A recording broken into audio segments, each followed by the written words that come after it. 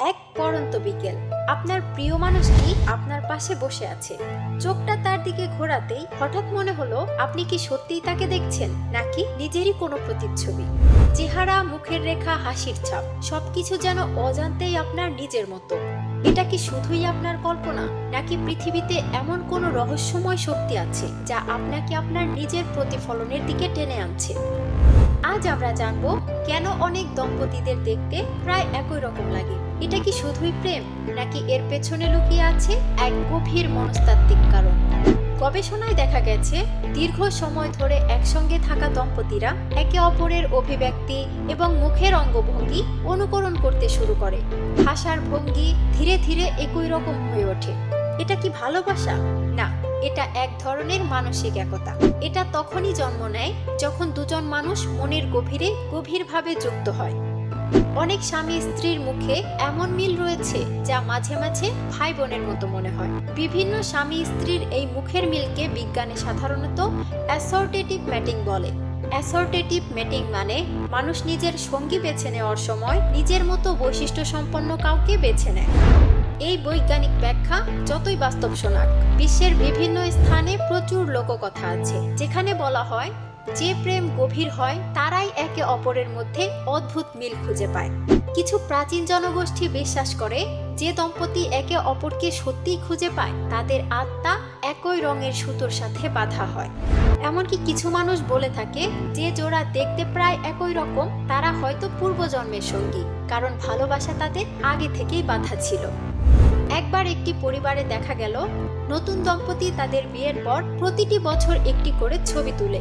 প্রথম ছবিতে দুজন আলাদা, দ্বিতীয় ছবিতে মুখের অনুপ্রেরণা কিছুটা মিলছে, তৃতীয় ছবিতে মুখের মিমিক্রি অত্যন্ত স্পষ্ট।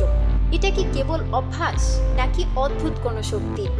অনেকেই মনে করেন মানুষ যখন খুব ঘনিষ্ঠভাবে সম্পর্কিত হয় তাদের চেতনাতে এক ধরনের প্রভাব তৈরি হয়। এই প্রভাব এমনভাবে কাজ করে যে প্রতিটি অভিব্যক্তি, অনুভূতি, আশা, ভয় ধীরে ধীরে বাইরের চেহারায়ও প্রতিফলিত হয়। এক গবেষক ইঙ্গিত দেন এটা শুধুই মস্তিষ্কের খেলা নয়, একটি মানুষের অভিজ্ঞতা, অনুভূতি, স্মৃতি সব মিলে এক নতুন মানসিক শক্তির জন্ম। মানুষের মন তার পরিচিত চেহারাকে নিরাপদ মনে করে। এমনকি যে কোনো দম্পতি স্বভাবতই এমন একজনকে পছন্দ করে যার মধ্যে তার নিজের কিছু পরিচিত ছাপ থাকে। এটা এক ধরনের নিরাপত্তা। এই বাস্তবতা কিছুটা দার্শনিকভাবে ভয়ানক, কারণ যদি প্রেম মানে নিজের প্রতিচ্ছবি খোঁজা হয়, তবে কি আমরা সবাই নিজের প্রেমে পড়ি? কিছু বিজ্ঞানী এটাকে লিখেছেন মানুষের অভ্যাস, অভিজ্ঞতা ও অনুভূতি একসাথে মিলিত হয়ে একটি নতুন মানসিক আবেগ তৈরি করে, যা পরবর্তীতে জীবনযাপনে প্রতিফলিত হয়। কিছু লোক আবার এই আবেগের মাঝে ভয় অনুভব করে, কারণ যখন আপনি এমন কাউকে খুঁজে পান যাকে আপনি নিজের মতো দেখেন, তখন প্রশ্ন জাগে আপনি কি সত্যিই তাকে চাইছেন, নাকি নিজেকে? শেষে আমরা এসে পৌঁছেছি সেই মুহূর্তে যেখানে আমরা রহস্যের এক নতুন স্তরে ঢুকে পড়ব।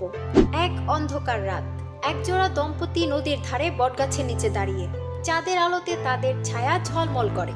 হঠাৎ ছায়া দুটি এক হয়ে যায়, আরেকটি অবয়ব ধীরে ধীরে দৃশ্যমান হতে শুরু করে। এই দম্পতির একই রূপের একটি তৃতীয় ছায়া। দুর্গম অদ্ভুত আলো তাদের চারপাশে ছিটকে পড়ে। একাকী বাতাস ফিসফিস করে বলে ওঠে, কোনো প্রেম নিজের মতো হয় না, প্রেম তো নিজের ছায়াকে খুঁজে বের করার নাম। এবং যখন সেই ছায়াকে পেয়ে যাবে, তখন প্রেম আর প্রেম থাকে না। তো বন্ধুরা, প্রতিটি ভিডিওতে লুকিয়ে থাকে এমন সত্য যা আপনি হয়তো আগে কখনো কোথাও শোনেননি। তাই সত্য জানতে সাবস্ক্রাইব করতে ভুলবেন না। ধন্যবাদ।